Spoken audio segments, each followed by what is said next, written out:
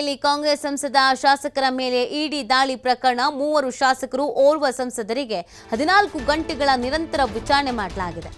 ರಾತ್ರಿ 10:30ಕ್ಕೆ ವಿಚಾರಣೆಯನ್ನು ಮುಗಿಸಿ ತೆರಳಿದ್ದಾರೆ ಇಡಿ ಅಧಿಕಾರಿಗಳು. ಅಧಿಕಾರಿಗಳ ಸಾಲು ಪ್ರಶ್ನೆಗಳಿಗೆ ಹೈರಾಣಾಗಿ ಹೋಗ್ಬಿಟ್ಟಿದ್ದಾರೆ ಬಳ್ಳಾರಿಯ ನಾಯಕರುಗಳು. ಶಾಸಕ ನಾರಾ ಭರತ್ ರೆಡ್ಡಿ, ಶಾಸಕ ಜೆಎನ್ ಗಣೇಶ್, ಶಾಸಕ ಶ್ರೀನಿವಾಸ್, ಸಂಸದ ತುಕಾರಾಂಗೆ ಇಡಿ ಅಧಿಕಾರಿಗಳಿಂದ ಪ್ರಶ್ನೆಗಳ ಸುರಿಮಳೆಯನ್ನೇ ಗೈಯಲಾಗಿದೆ. ವಿಚಾರಣೆಯ ಬಳಿಕ ರಾಜ್ಯ ನಾಯಕರಿಗೆ ಮಾಹಿತಿಯನ್ನು ನೀಡಿದ್ದಾರೆ ಶಾಸಕರುಗಳು. ದಾಳಿ ಬಗ್ಗೆ ಮಾಹಿತಿಯನ್ನು ಪಡೆದಿದ್ದಾರೆ ರಾಜ್ಯ ಕಾಂಗ್ರೆಸ್ನ ನಾಯಕರು. ಡಿಕೆ ಶಿವಕುಮಾರ್, ಸಿದ್ದರಾಮಯ್ಯ ಮಾಹಿತಿಯನ್ನು ನೀಡಿದ್ದಾರೆ. ಏನಾಯ್ತಪ್ಪ, ಏನೇನು ವಿಚಾರಿಸಿದ್ರು, ಏನು ಕತೆ ಅಂತ ಕಾಂಗ್ರೆಸ್ ನಾಯಕರಿಗೆ ಧೈರ್ಯವನ್ನು ತುಂಬಿದ್ದಾರೆ ಸಿಎಂ ಮತ್ತು ಡಿಸಿಎಂ. ಏನೂ ಆಗಲ್ಲ, ಯೋಚನೆ ಮಾಡೋದಕ್ಕೆ ಹೋಗಬೇಡಿ ಅಂತ ಧೈರ್ಯ ತುಂಬಿದ್ದಾರಂತೆ.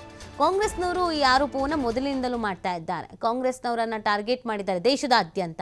ಬೇಕು ಅಂತ ಇಡಿ ದಾಳಿಯನ್ನು ಮಾಡೋದು, ಮಾನಸಿಕವಾಗಿ ನಮಗೆ ಕಿರಿಕಿರಿ ತೊಂದರೆ ಮಾಡುವಂಥದ್ದು, ಇದನ್ನೆಲ್ಲ ನಿರಂತರವಾಗಿ ಮಾಡ್ಕೊಂಡು ಬಂದಿದ್ದಾರೆ ಅನ್ನೋದನ್ನು ಹೇಳ್ತಾ ಇದ್ದಾರೆ. ಸುಮಾರು ಹೊತ್ತುಗಳ ಕಾಲ ವಿಚಾರಣೆಯನ್ನು ಮಾಡಿದ್ದಾರೆ. ಹಾಗಾಗಿ ಸಿಎಂ ಮತ್ತು ಡಿಸಿಎಂ ಇಬ್ಬರೂ ಕರೆ ಮಾಡಿ ಕೇಳಿದ್ದಾರೆ, ಏನೇನಾಯಿತು, ಎಷ್ಟೊತ್ತು ವಿಚಾರಣೆ ಮಾಡಿದ್ರು, ಏನೇನು ಪರಿಸ್ಥಿತಿ ಇದೆ ಸದ್ಯಕ್ಕೆ ಅಂತ. ಸಹಜವಾಗಿ ಅವರು ಬೇಸರವನ್ನು ವ್ಯಕ್ತಪಡಿಸ್ತಾ ಇದ್ದಾರೆ. ನಮ್ಮನ್ನು ಮಾತ್ರ ಟಾರ್ಗೆಟ್ ಮಾಡ್ತಾ ಇದ್ದಾರೆ, ಇದೊಂಥರ ಷಡ್ಯಂತ್ರ, ಇದು ರಾಜಕೀಯ ಪಿತೂರಿ, ಇದನ್ನು ಹೇಗೆ ಸಹಿಸ್ಕೊಳ್ಳೋದು, ಮಾನಸಿಕವಾಗಿ ನಮಗೆ ಹಿಂಸೆ ಮಾಡ್ತಾ ಇದ್ದಾರೆ. 14 ಗಂಟೆಗಳ ಕಾಲ ವಿಚಾರಣೆ ಅಂತಂದರೆ ಹೇಗೆ, ಏನು ಎತ್ತಾ ಅಂತ ಅದಕ್ಕೆ ಧೈರ್ಯ ತುಂಬಿದಾರಂತೆ.